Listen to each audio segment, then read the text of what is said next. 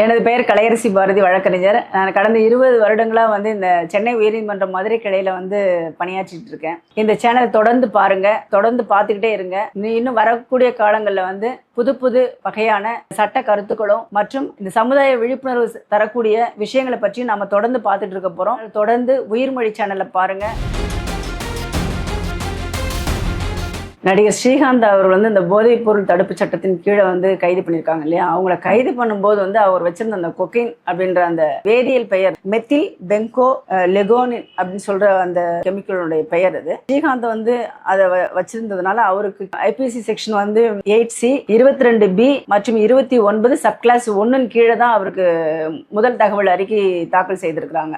8C பிரிவு என்ன சொல்லுதுன்னா, தடை செய்யப்பட்ட போதைப் பொருளை பாதுகாப்பில் வச்சிருக்கிறதும் அல்லது அதை நுகர்வதும் தொடர்பாக சொல்லக்கூடிய செக்ஷன் தான் அந்த 8C என்பது. அடுத்த செக்ஷனா 22B அவர் மேல போடப்பட்டிருக்கு. அந்த 22B என்பது தடை செய்யப்பட்ட அந்த போதைப் பொருள் சொல்றோம் இல்லையா, அது கமர்ஷியல் குவான்டிட்டிக்கும் குறைவாகவும் அந்த ஸ்மால் குவான்டிட்டிக்கும் அதிகமாகவும் இருக்கின்ற அது சம்பந்தமான போதைப் பொருளை பொறுத்து 10 வருடத்துக்கு உண்டான சிறை தண்டனையும் 1 லட்சம் ரூபாய்க்கான அபராதம் விதிக்கக்கூடிய விஷயத்தை சொல்லக்கூடியதான் அந்த 22B. இந்த போதைப் பொருள் தடுப்பு சட்டம் 1985 எத்தனை பிரிவுகள்னா ஒரு 6 பகுதிகளாக பிரிச்சிருக்காங்க. அதுல 83 சட்டப்பிரிவுகள் இருக்கு. அந்த 83 சட்டப்பிரிவுகள்ல நம்ம போதைப் பொருள் என்னெல்லாம் இருக்குன்ற ஒரு அட்டவணை கொடுக்கப்பட்டிருக்கு. அந்த அட்டவணை மொத்தம் 238 போதைப் பொருள் சொல்றாங்க. அந்த 238ல நடிகர் ஸ்ரீகாந்த் அவர்கள்ட்ட இருந்து பிடிக்கப்பட்ட அந்த கொக்கைன் என்கின்ற வகை 28வது பிரிவுல வருதுன்னு நினைக்கிறேன். 28 கீழே வருகின்ற அந்த கொக்கைன்றது சாதாரணமா பிடிப்படுற விஷயம் கிடையாது. 3 வகையா அந்த நம்ம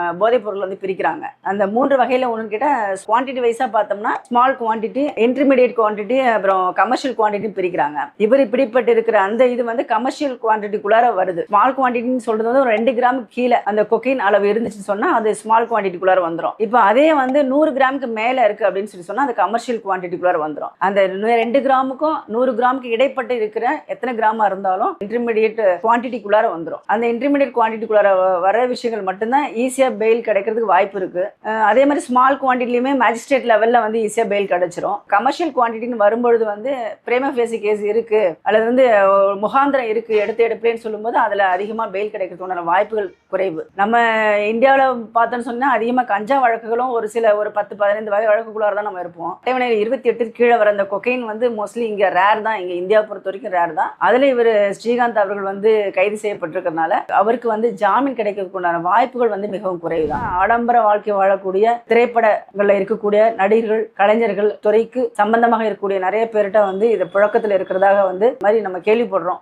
சஷாந்த் சிங் ராஜ்புத் அப்படின்றவருமே இதே மாதிரி போதைப் பொருள் தடுப்பு சட்டத்தின் கீழே கைது செய்யப்பட்டு அந்த வழக்கு மிக பிரபலமான வழக்கா ஒன்றா சமீபத்த காலத்துல அது வளம் வந்துட்டு இருந்துச்சு இந்தியா முழுக்க. இப்படி அடுத்தடுத்து பாத்தீங்கன்னா நடிகர்களே அதிகமா அந்த போதைப் பொருள் குற்ற செயல்களுக்கு உட்பட்டு இருக்கிறதுனால நமக்கு அதை பார்க்கும்போது ரொம்ப மனசு சங்கடமா இருக்கு. ஏன்னு கேட்டா ஒரு நடிகர்ன்ற போது அவங்களை ஃபாலோ பண்ணி அல்லது அவங்களை பின்பற்றி நிறைய இளைஞர்களே நடிகர்களை பின்பற்றி போற போக்கு நிறைய விஷயங்கள் இப்ப நடந்துகிட்டு இருக்கு. அவங்க வெறும் ஸ்கிரீன்ல அதாவது திரைப்படத்தினுடைய இதுல மட்டும் பார்த்துட்டு இவங்களெல்லாம் ஒரு ஹீரோவா, அதாவது தனக்கெல்லாம் அவங்க தான் ஹீரோ, அவங்க தான் தாய் தந்தையர்களுக்கு மேல ஹீரோவா நினைச்சு இளைஞர்கள் பின்பற்றி வாழ்ந்துகிட்டு இருக்காங்க. அப்படின்ற காலகட்டத்துல இந்த மாதிரி நடிகர்கள் போதைப் பொருட்கள் நுகர்ந்து அல்ல அதை வச்சிருந்து இந்த மாதிரி அரெஸ்ட் ஆகும்பொழுது அல்லது கைது செய்யப்படும் பொழுது அதை பார்க்கும்போது எனக்கு மிகவும் வேதனையா இருக்கு. அவர்களை குறை சொல்லி ஒண்ணுமே இல்லை. இவ்வளவு நாள் நடிகர்கள் நடிகர்களாவே இருந்திருக்காங்கன்னு தான் நான் சொல்லணும். அது அவங்க ரியலா அவங்க நல்லவங்க கிடையாது அப்படிங்கறத உண்டான விஷயங்கள் தான் இந்த மாதிரியான சில செய்திகள் மூலமா நமக்கு புலப்படுதுன்னு நினைக்கிறேன் நான்.